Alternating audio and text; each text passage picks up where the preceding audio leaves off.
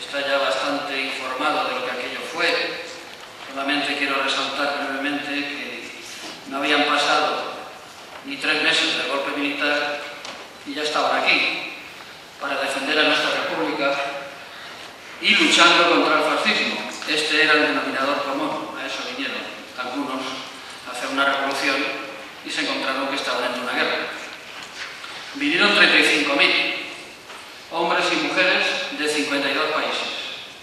Eran las brigadas internacionales. Y combatieron especialmente como tropas de choque en las batallas más importantes, quedando bajo nuestra tierra 10.000 de ellos. 10.000 quedaron aquí enterrados. La mitad fueron heridos, de modo que solo un 10% de ellos quedaron indemnes. Bueno, fue la primera y hasta hoy la mayor muestra de solidaridad internacional y de antifascismo de toda la historia, adelantándose a la Segunda Guerra Mundial. Esto lo tenían muy claro. Perder aquí es tener una Segunda Guerra Mundial. Perder aquí es envalentonar al fascismo.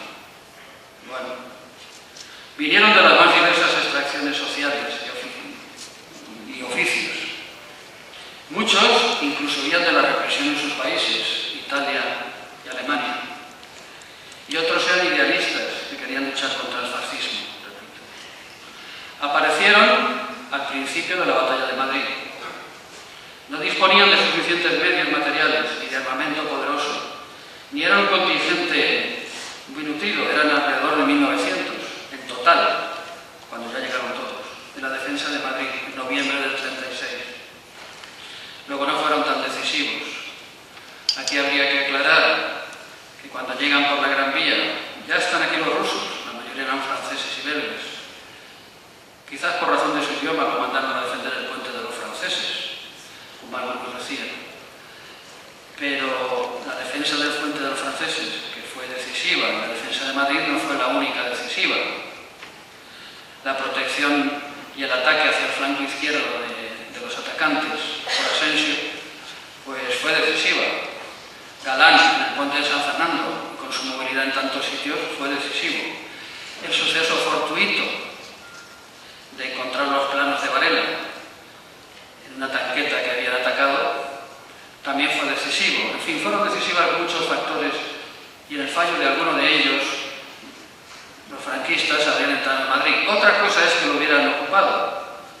Tengo aquí datos de cuántos eran y la verdad, aquellos, no sé si 4.500, un total así, intentando, por muy organizado que se creían que lo tenían, pues no eran suficientes para hacerse con Madrid. 4.500. Desde luego, ya oímos en otros tiempos de algunos exmilicianos que decían, si llegan a entrar en Madrid, nos los habríamos comido. Bueno, todo esto es un poco historia ficción. Volviendo a las brigadas.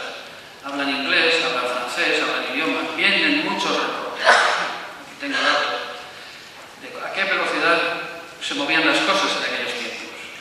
Como Madrid se inundó de reporteros, ya lo estaba.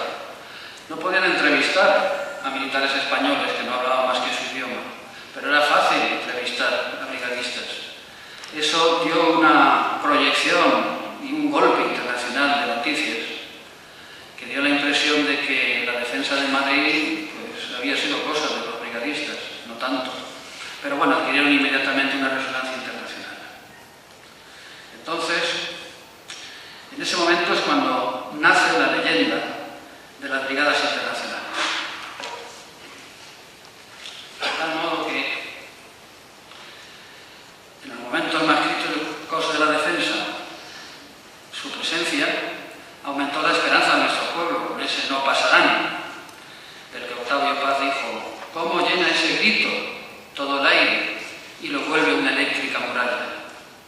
También Pablo Neruda, en su poema dedicado a ese día, de ese mes sin rodillas, añade que la fuerza de los brigadistas llegue a todos seres sin esperanzas, baje a las minas corroídas por el aire sulfúrico, suba las escaleras inhumanas del esclavo y que todas las estrellas, todas las espigas de Castilla y del mundo escriban vuestro nombre. Desde entonces, no han cesado nuestros homenajes, reconocimiento y gratitud.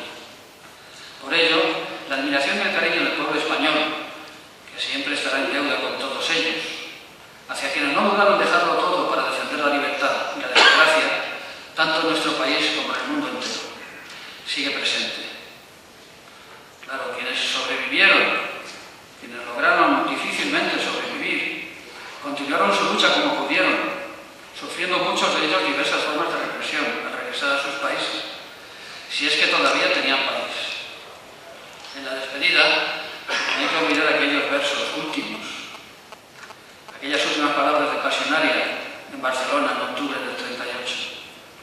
Cuando el olivo de la paz vuelva a brotar de nuevo sus hojas, volved con nosotros y aquí encontraréis vuestra patria. Bueno, oímos la Asociación de Amigos de las Brigadas, todo lo que hubo que mover, y se les ha dado la nacionalidad española a todos los que la han solicitado. Por todo ello, yo volvería a repensar lo que pudo ser el espíritu de las brigadas internacionales. No todo fue la Comintern y su organización vía París y luego Albacete, que fue reclutando. El espíritu solidario internacional, combativo, ya estaba el mismo 19 de julio cuando empieza la Revolución Española en Madrid y Barcelona. El espíritu de los voluntarios de la libertad.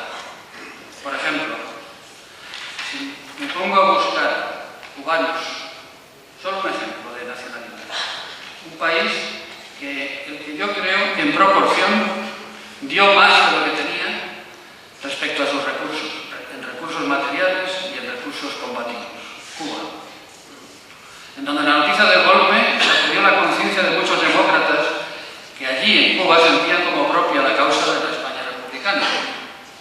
Y se partía de un principio de internacionalismo, por el cual, ayudando a otros pueblos en su lucha por la libertad contra el fascismo, se defendía al mismo tiempo la libertad y los intereses de la propia nación.